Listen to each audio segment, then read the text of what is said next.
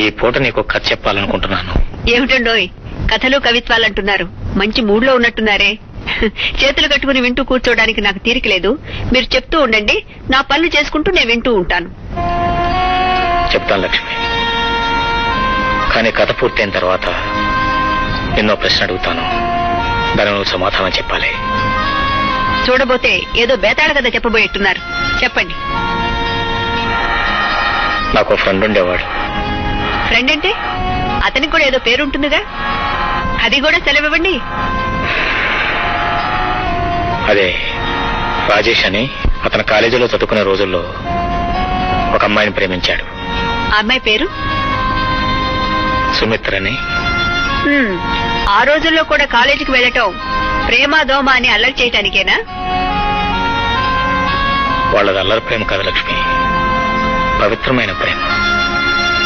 ఎంత ఆత్మీయంగా ఉన్నా హద్దులు దాటిన ప్రేమ.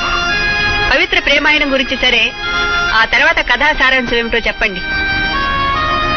సెలవులకని కాలేజీ నుంచి వచ్చిన రాజేష్ కి తన గుడ్డి చెల్లెలు కాకపోతే ఆ అమ్మాయిని పెళ్లి చేసుకోవడానికి సిద్ధపడ్డ వెలుగుని నింపాలని నిశ్చయించుకున్నాడు. అందుకే అవతల పెళ్లి కొడుకు పెట్టిన అన్ని కండిషన్స్ ఒప్పుకున్నాడు. అతని చెల్లెల్ని పెళ్లి చేసుకున్నాడు. అయితే రాజేష్ చాలా అదృష్టవంతుడు. అమ్మాయి బంగారం లాంటి పిల్ల, లక్ష్మీదేవిలా ఉంటుంది. ఇప్పుడు చెప్పు లక్ష్మి, రాజేష్ చేసిన పని తప్పంటావా? ఇందులో తప్పే ఉందండి. అతను సుమిత్రను ప్రేమించాడే తప్ప తొందరపడి ఎలాంటి పొరపాటు చేయలేదు. నిజం చెప్పాలంటే చెల్లెల కోసం తన ప్రేమనే త్యాగం చేసిన గొప్ప మనిషి. అయితే నువ్వు రాజేష్ ను మనస్ఫూర్తిగా క్షమిస్తున్నావు లక్ష్మి? తప్పకుండా క్షమిస్తానండి.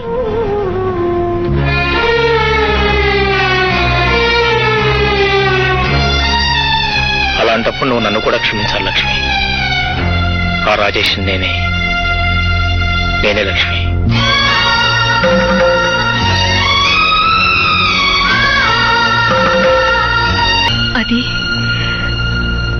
అది కథ అనుకున్నానండి. అది కథ కాదని, ఆ కథలో నాయకుడు నేనే అని తెలిసిన తర్వాత అసహించుకుంటున్నావా? అసహించుకోవటమా? మిమ్మల్ని కలలో కూడా నేను ఆ పని చేయలేనండి. నేను మీకు ఇల్లాలను మాత్రమే కాదండి, మీ ముగ్గురు బిడ్డలకు తల్లిని కూడా. గతంలో జరిగిన దాన్ని ఒక కథగా మర్చిపోండి. మనం ఇక్కడికి వస్తే నవ్వుతూ ఆనందంగా గడపాలండి. ఇన్నేళ్లు మర్చిపోయాను లక్ష్మి, కానీ మళ్ళీ ఇప్పుడు పద్మావతి కనిపించగానే గతం అంతా గుర్తుకొచ్చింది. తనను నేను వదిలివేయడానికి అసలు కారణం తెలుసుకోకుండా తను అపార్థం చేసుకుని నన్ను మోసగాడిగా చిత్రీకరించుకుని నా మీద కక్ష కట్టిందేమోననిపిస్తుంది. బహుశా అందుకేనేమో రవి నేను దూరం ఏమని తెలిసి కూడా తను వాడికి దగ్గరే బంధానంతా వాడికి ఎక్కడ చెబుతుందో అనుమానంగా ఉంది, ఆందోళనగా ఉంది లక్ష్మి. మన్నించండి, మీ మాటలను బట్టి నన్ను మీరు అపార్థం చేసుకున్నారని అర్థమవుతుంది. రవి అంటే నాకు ప్రేమాభిమానాలున్నాయి. అతనికి నేనంటే గౌరవం భక్తి ఉన్నాయి. అతని కుటుంబానికి దగ్గరైనంత మాత్రాన అతనికి అన్ని విషయాలు చెప్తానని మీరెలా అనుకున్నారు? నేను అమ్మని కాకపోయినా ఆడదాన్ని లక్ష్మి గారు. బిడ్డ దగ్గర తల్లి ఏ విషయం చెప్పచ్చు, ఏ విషయం చెప్పకూడదన్న సంగతి నాకు బాగా తెలుసు. నా ఉన్నదుట దైవం రాసిన రాతకి ఎవ్వరూ బాధ్యులు కాదు. నేను ఇక్కడికి వచ్చింది మంచి చేయడానికే కానీ గతం తలుచుకుని పగ తీర్చుకోవడానికి కాదు. ఈ విషయం మీ వారితో చెప్పండి.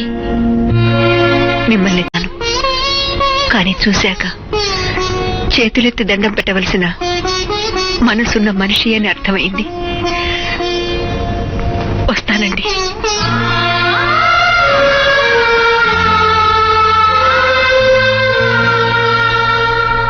ఆ పద్మావతిని చూస్తుంటే నిజంగా జాలేస్తుందండి. అవునండి, చదువు ఉంది, ఆస్తుంది, అంతస్తుంది, అన్నిటికీ మించిన గుణానికి తగిన అందం ఉంది. ఇల్లాల దగ్గర నుంచి ఓ మగవాడు కోరుకునే అన్ని లక్షణాలు ఆవిడలో ఉన్నాయి.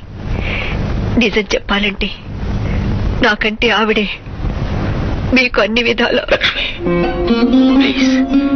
ప్లీజ్ లక్ష్మి, అంత మాటలకు లక్ష్మి, అంత మాటలకు. ఎవరిలో ఎన్ని సుగుణాలున్నా నీ ఔన్నత్యం ముందు సరితూగలేవు.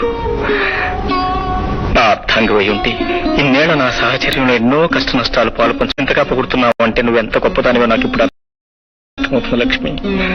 నువ్వు మామూలు స్త్రీవి కాదు, దేవతో లక్ష్మి. ఆ భగవంతుడు నాకు ఇచ్చిన వరానివి లక్ష్మి. నువ్వు కంట తడి పెట్టకూడదు, పెడితే నాకు ఈ ఇంటికి శ్రేయస్కరం కాదు. Please please. ఏమండి, నేను బాధపడేది గతంలో మీరు ఆవిడ్ని ప్రేమించినందుకు కాదు, ఈ రోజు ఆవిడ మన జీవితంలోకి ప్రవేశించినందుకు కాదు. మరెందుకు బాధపడుతున్నావు? మీ ఇల్లాలిగా మీ చేయి పట్టుకుని మన కాపురంలో అడుగు పెట్టిన దగ్గర నుంచి మీరు నాతో ఏ విషయం దాచలేదని నమ్మాను. మన ఇద్దరి మధ్య ఎలాంటి రహస్యాలు లేవని పొంగిపోయాను. అరమరికలు లేని ఆలుమగలవని గర్వపడ్డాను. కానీ ఒక ఆడది మీ జీవితంలోకి వచ్చిన విషయాన్ని మీరెంతకాలం నాతో చెప్పకుండా రహస్యంగా ఉంచారంటే తట్టుకోలేకపోతున్నా. లక్ష్మి, ఏమిటో ఇంకా లేవలేదు? కొంప తీసిన అలవాటు నీకు వచ్చిందా ఏమిటి? రోజు నువ్వు లేచిన లేపేదాని ఇవాళ నేను లేచి నేను లేపాల్సి వచ్చింది. లే. మై గాడ్, ఆరైపోయిందో. లేచి కాఫీ తీసురా. లే లక్ష్మి. లక్ష్మి లక్ష్మి లక్ష్మి లక్ష్మి లక్ష్మి.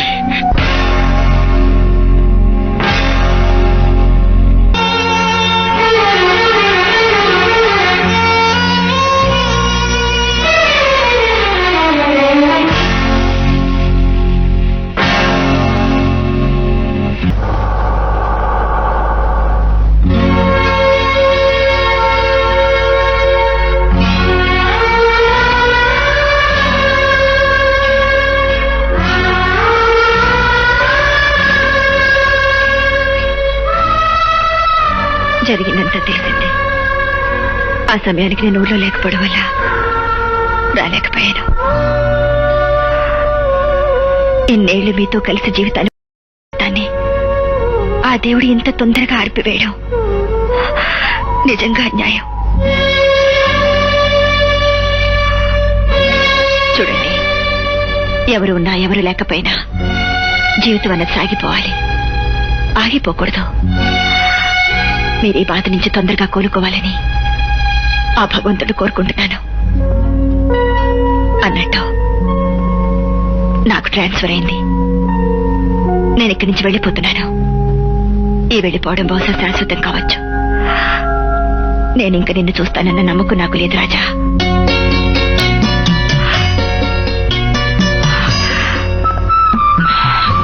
I'm sorry.